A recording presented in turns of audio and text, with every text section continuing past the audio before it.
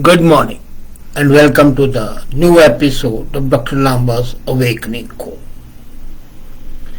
We live according to the precepts, proverbs, ideas that have been handed over down to us from generations.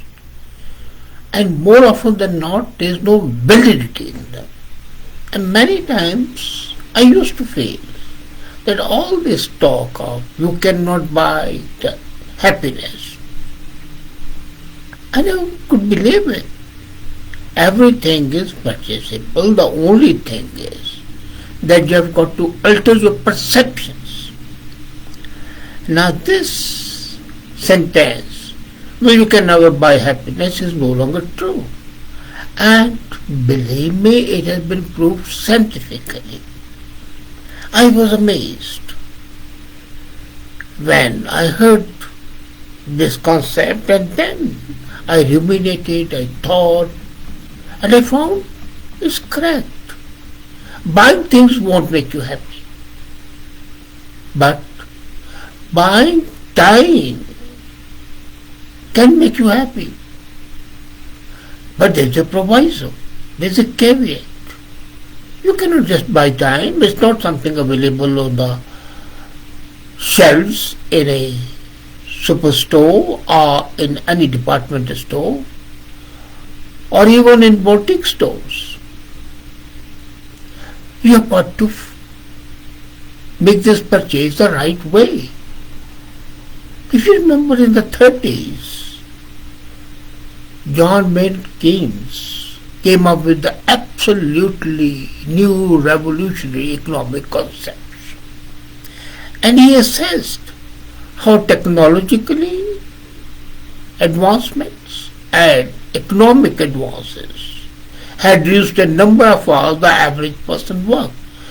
And that has been seen over the period of time that when the technology advances, your work becomes easier. When you get more money, you reduce the hours to work. And this was predicted by Keynes that will happen in 2 generations. He predicted that the people who work for 3 hours a day, are they working? Sometimes yes, sometimes no. In Scandinavian countries, in Germany, they are working 5 to 6 hours. In Canada, in India of course they work, I think, round the clock. In Canada I have seen people of the highest level working for 8 to 10 hours a day. But working hard, is that a problem? No, it's not a problem. As a matter of fact, not working is a problem. When the people have free time, they are confused what to do. Most of the people, they don't know how to utilize the free time. And therein lies the unhappiness. While Keynes did a lot of right things, he swung and missed on this one. Technology advances have not filled the average person's time. Neither have the broader economic advances. And even increased wealth hasn't made people either happy or have more time. In fact, the research shows that more money people make, the less time they think they have. There is an inverse proportion in available time and in money. To add it all up, we find that the adage that we have been handed over for the generations might be true. After all, money can't buy you happiness, but it can.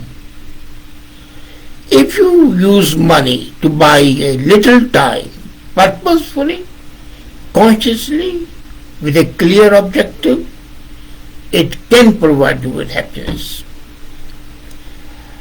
There was a study published in the Proceedings of National Academy of Sciences, where researchers surveyed thousands of people who sometimes paid other people to perform jobs they did not want to do or did not enjoy doing, like mowing the lawn. It's hot summer, you don't want to mow the lawn. Cleaning the house, running errands, stuff they needed to do but didn't particularly want to do. Unsurprisingly, people who were willing to spend a little time to buy a little time were the people who made the difference. And they bought little time by spending a little money to do those jobs which made them happy. As I was talking and discussing with my wife, she said, well, you enjoy music, and if you spend 2 hours doing the household chores, and then you pay somebody to do those chores, then that 2 hours free, you can enjoy your music and be happy. That's buying time. Buying time to be happy. People are always willing to spend a little money to buy a little time and get happier. And those people feel greater life satisfaction than those people who do not. Now there's another thing which I've got to remember in this context. There's no correlation and causation. We always think one thing, one action results another. There's a relationship in everything. Everything is correlated. And cause and the effect. No. It's not always correct. Correlation is not always causation. Maybe. The people who spend money to buy time are happier simply because they have the money to buy time. That would be the argument of the people who don't agree with the hypothesis which I have presented, that you can buy money, buy time to be happy. While wealthy people who spend money to buy little time were happier than relatively wealthy people who did not have the money to buy time. But the people at the bottom end of the economic spectrum who spend money to buy little time were happier than those at the bottom end who did not. And that's a fact. And I've seen people very poor, but still they will find time to enjoy life. And then what they will do is they delegate their jobs to others for whom the needs are different. So no matter how much you make, no matter how wealthy you are, no matter how poor you are, you can always buy little time making you happier. Have you ever seen that the extremely poor people indulge in those things which we call vices, intoxication, gambling, things like that? That's buying happiness temporarily. But the concept of happiness at that time differs from us. You say, well, look at this man cannot afford to bring up his children, cannot afford to send the children to the schools, cannot afford to buy the books. And look, he is enjoying life. He is smoking time away. He is smoking money, forgetting that he is having his happiness. And we are nobody to judge his concept, his perception of happiness. There are a couple of catches. But then no matter how much you make, no matter how wealthy or poor you are, buying a little time does make you happier. And just to prove the point of causation, there was another research done. The participants were given $40 and told to spend it on freeing up time. Cleaning, maintenance, delivery. Paying someone to do something they did not want to do, so that they could use that time to do something they did want to do. Well, you can guess the results. When the participants bought time instead of things, They felt happier, less stressed, more satisfied. And that has been proved. But then there's a catch, as I said. We see that spending too much time on time-saving services can undermine the perception of personal control by leading people to infer that they are unable to handle any daily tasks, potentially reducing well-being. That's correct. But you have got to accept that the most of us cannot afford to spend so much money buying time that we feel inadequate or incapable. So the question of balance comes, and that's an individual decision. But making a conscious decision about which tasks to occasionally farm out is the key. Why should you farm out, say, cleaning to a person on a continuous basis? As in people, even middle class people in India, always hire cleaning ladies, washing ladies and things like that. Why can't you do it once in a week or once in a fortnight? This has to be done on a basis of your perception. You don't have to do something which reduces your potential well-being. And why not think about farming out the task? If someone always cuts your grass, then you are made that your new normal, and then happiness won't come there because that is a part of your routine. So you have got to buy time by cutting out the routine chores, not the regular chores. So when it's a new normal, then it would not give you happiness. So you have to create new normal. You probably still feel too busy even after leasing out the cleaning job or the lawn cutting job. You still feel that time is scarce. Now time expands. Let's be very clear.